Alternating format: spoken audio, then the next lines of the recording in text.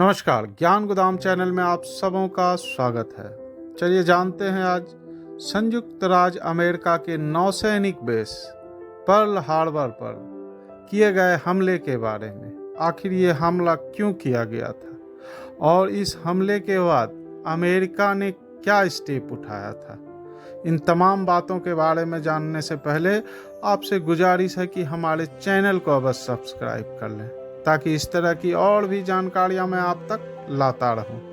आपके द्वारा किया गया एक सब्सक्रिप्शन हमें एक प्रोत्साहन प्रदान करती है। बात है 7 दिसंबर 1941 की। इस दिन प्रशांत महासागर के बीच एक द्वीप समूह पर 2 घंटे तक एक ऐसी बमबारी हुई जिसने दूसरे विश्व युद्ध का रुख मोड़ डाला था।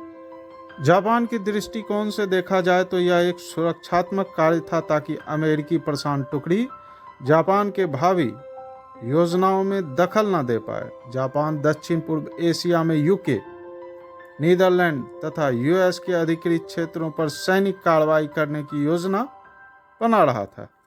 पर्ल हार्बर या पर्ल बंदरगाह हवाई द्वीप में होनोलुलु से 10 किलोमीटर उत्तर पश्चिम यह संयुक्त राज्य अमेरिका का प्रसिद्ध बंदरगाह एवं नौसैनिक अड्डा है। इससे पूर्व अमेरिका द्वितीय विश्व युद्ध तक पूर्णतः अलग था। जापान के इस हमले ने उसे हिला दिया और अमेरिका भी मित्र राष्ट्रों के ओर से युद्ध में लड़ने के लिए उतर गया। जापान के इस हमले में पर्ल हार्बर पर तैनात अमेरिका के सभी 8 जंगी जहाज चकनाचूर हो गए।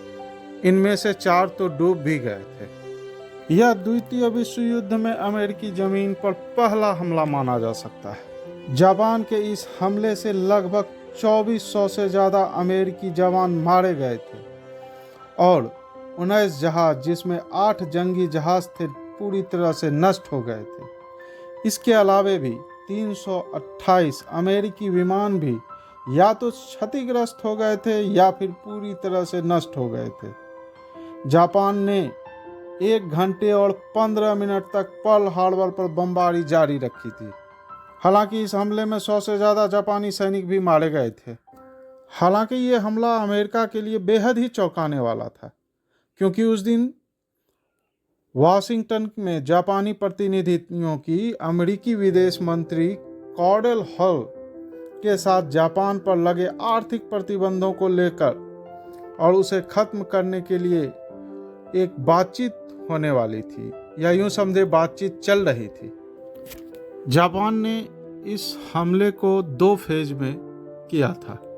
इसके लिए उसने अपने फाइटर जेट्स, बॉम्बर्स और टॉर्पीडो मिसाइल्स का इस्तेमाल किया था।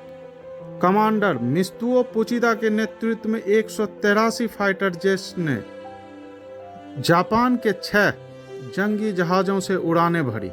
उसके बाद फिर 171 फाइटर जेट्स ने पर्ल हार्बर को टारगेट किया और फिर से उड़ान भरी। मुख्यतः या तो यूएस पैसिफिक फ्लीट के बेड़े को बेअसर करने के इरादे से ही पर्ल हार्बर पर हमला किया गया था। इसी बमबारी के साथ जापान ने अमेरिका ब्रिटेन के साथ जंग का भी ऐलान कर दिया था। उस वक्त अमेरिका के तत्कालिक राष्ट्रपति फ्रैंकलिन डी रूजवेल्ट ने 7 दिसंबर 1941 को कलंक का दिन कहा था और हमले के दूसरे ही दिन यानी 8 दिसंबर 1941 को अमेरिका भी सेकेंड वर्ल्ड वॉर में कूद पड़ा। उसने भी जापान के खिलाफ जंग का ऐलान कर दिया।